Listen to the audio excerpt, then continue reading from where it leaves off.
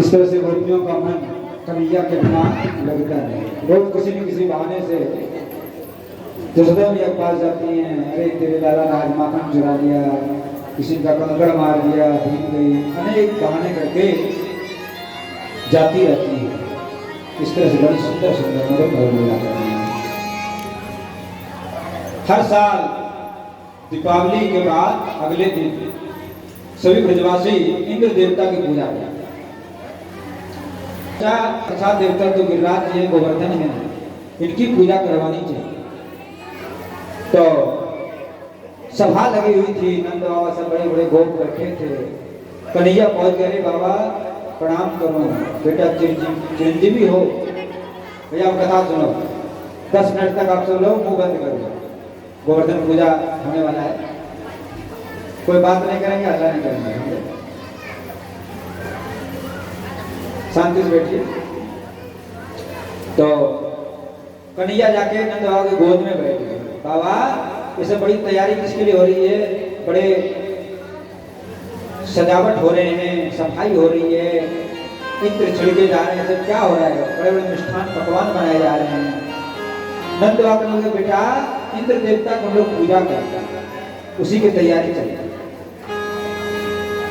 कन्हैया कहने लगा बाबा इंद्र देवता कौन है, बड़े देवताओं के राजा है, इनकी पूजा करने से क्या होता है?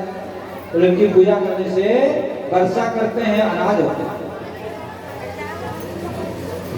कन्हैया कहेंगे बाबा इस इंद्र देवता से भी बड़े हैं, कौन है? तो नारायण भगवान। हाँ बेटा बात तो सही करे। और नंद बाबा इष्ट देव नारायण भगवान। बेटा तुम सच कह रहे।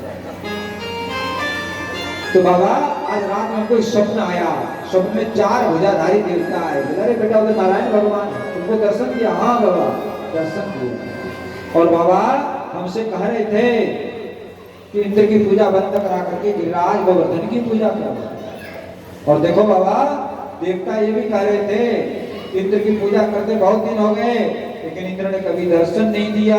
ये गिरिराज साक्षात भगवान का, नारायण का स्वरूप है। साक्षात दर्शन भी देंगे और आपके हाथ से भोग भी लगाएंगे और आपको आशीर्वाद वरदान भी देंगे।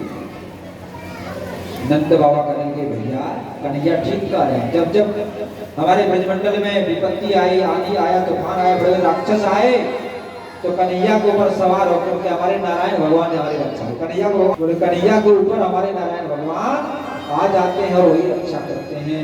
तो नारायण भगवान आदेश दे रहे हैं, तो भगवान का आदेश को मानना चाहिए।